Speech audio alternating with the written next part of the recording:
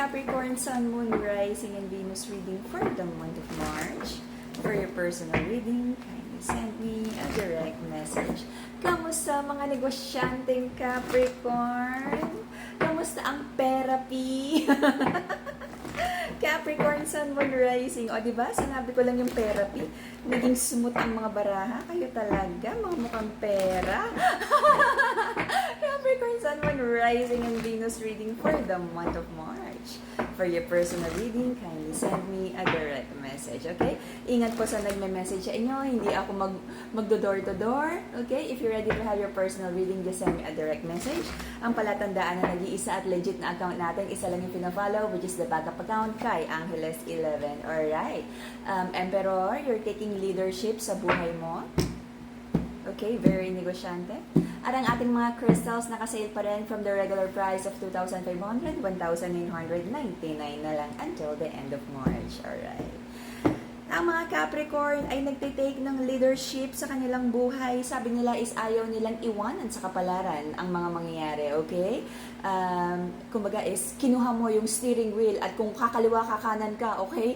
Inaagawan mo yung tadhana. Sabi mo, ina-navigate natin yan, ililiko natin yan kung saan mo gustong alam mong mas tama na direksyon para sa'yo. Kung saan mas mapapabilis no, yung success. But it feels like, para sa mga Capricorn, kung negosyante, kung sa negosyo man yan, or sa trabaho, kayang-kaya mong like, ayusin, i-manage. Pero pagdating sa pag-ibig, I feel merong mga hindi magandang nangyari. Okay? Someone feels unloved, unrequited ang kanilang pagmamahal. This involves like a strong partnership, or well-founded, kasal, engage, or like matagal na kayo, may mga pangako na, okay? Hindi naging favorable sa'yo ang situation na to. I don't know kung nagkaroon ng divorce or annulment, na meron kang nanawala ng significant amount of money, or meron kang wino-worry na baka if you pursue the divorce or annulment ay may mawalang malaking amount. Okay?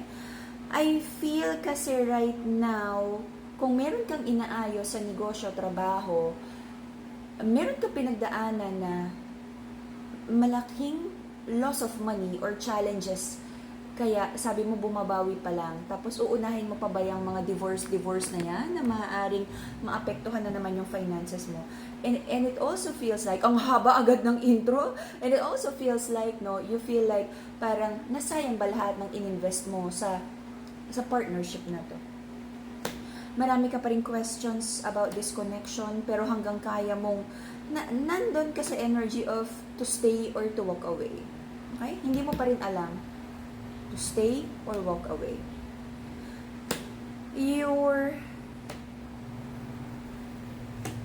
I don't feel na nag-uusap kayo ng maayos. The masculine and the feminine, I don't feel na nag-uusap na maayos. May nakikita akong trust issues dito. This is hush-hush na may itinatagong possible third energy, feminine energy na maaaring tinutulungan ng masculine. Alright? Tinatagong baby mama, tinatagong, kung sino man, or baka naman alam nung masculine na hindi agree yung feminine na marami siyang tinutulungan, so tinatago na lang niya yung mga taong tinutulungan, hindi na niya pinapaalam sa feminine, sa empress, sa wife niya, o kung sino man yung partner niya, okay? Official partner. Maraming sanang mabibuild sa relationship na to, but parang ang shallow, no? Na parang nagkakaroon ng promises pero walang na-build na something stable. Hindi naman totally tapos yung relationship na to. And sabi ng mga Capricorn, alam niya na this is a very strong soulmate connection. But meron pang mga sabihin natin, immaturity, okay? Yung masculine. Gustong i-keep ng masculine ang connection na to. Very controlling nga yung energy niya eh. Ayaw niyang umalis yung feminine. Whatever happens, sabi niya, kumbaga may sense of ownership yung masculine na kahit hindi na okay yung relationship, na parang sabi niya, bakit? Pinayagan pa kita? Bakit? Nakipag-break pa ako? Bakit? Okay. So, syempre, diba, sa relationship, if hindi na masaya yung isa, you let them go. But dito, may nakikita akong controlling energy ng masculine na hindi siya ready i-let go ang feminine kahit anong mangyari. Okay? Kahit hindi na masaya yung relationship.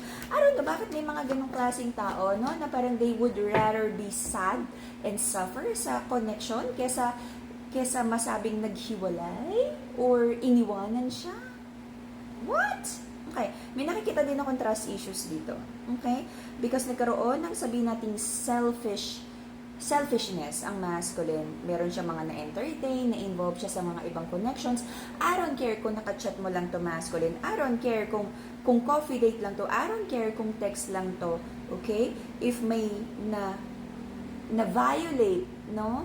Na tiwala sa relationship na to, nasaktan mo yung feminine. Okay? For some of you, umabot sa malala. Naging third party talaga. For some of you, yung iba as simple as may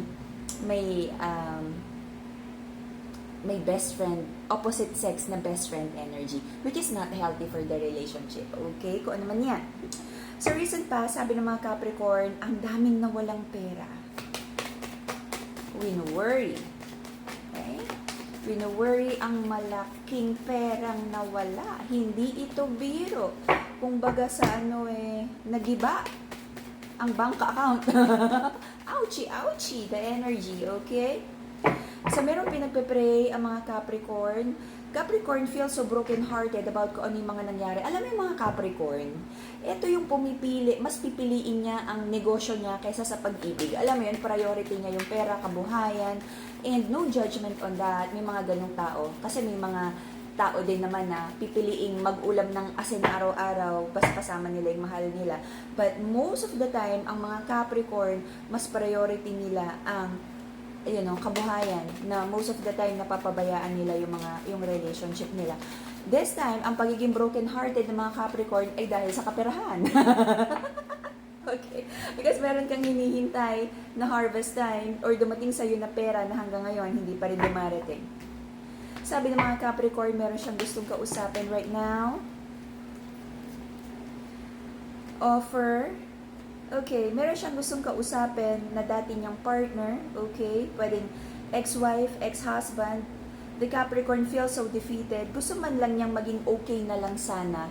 Civil, kung hindi man daw kayang ibalik yung romantic connection with a person.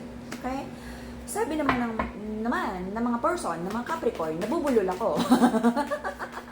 Sabi ng person ng Capricorn, pagod na daw siya.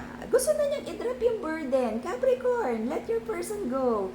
Huwag masyadong kapitan. Kasi parang tug of war. Parang nag-give up na siya, pagod na. And sabi niya is, you trigger each other na parang hindi naman talaga magkasundo. Okay? If you're trying to fix this connection, Madagascar Rose Quartz would help para magkaroon ng harmony sa relationship and to heal the emotional wounds na nangyari in the past. Okay? If you're planning kung paano kausapin ang feminine or yung person mo, Capricorn, the amethyst crystal, it's for mental clarity and connection with the divine. Kung meron kang mga pinagdadasal na paano kausapin yung person mo. Okay? So, I feel may doubts yung masculine if hindi na ba daw siya kailangan ng feminine. Na-hurt yung masculine, no? Kasi para sa kanya, if hindi na siya kailangan, is hindi na rin siya love. Kasi parang yun yung love language niya. Napabayaan nung masculine, tong feminine na to, na para sa masculine is basta nabibigyan kita ng pera, mahal kita, huwag ka na maghintay ng time, huwag na tayo mag-date, basta binibigyan kita ng pera, tumahimik ka na dyan. But sobrang na-hurt yung feminine, at sabi ng feminine, na parang, I want to be loved. Okay? Ngayon, umaatras na yung feminine, yung masculine naman ay sabi niya is, the feminine feels like binibili ng masculine yung pag-ibig niya. Sabi ng feminine, I want to be loved. Hindi mo mabibili ng allowance, yung love ko. Okay? But I feel until the end of June, magkakaroon ng energy dito that the Capricorns would feel na parang nakakapagod na rin ilaban to, aatras na, at magfo-focus na lang muna sa healing, okay? At magfo-focus na rin sa finances for now, okay? If you're manifesting abundance, Brazilian citrine, lahat ng crystals natin, high quality, blessed, cleanse, and ritualized by Light and Guide, okay? I feel mapapagod, magpapahinga muna ang masculine sa love life kasi may resistance sa side ng feminine. May parating na magandang swerte para sa masculine dahil gagawin nyo naman ang lahat na tamang desisyon para sa negosyo.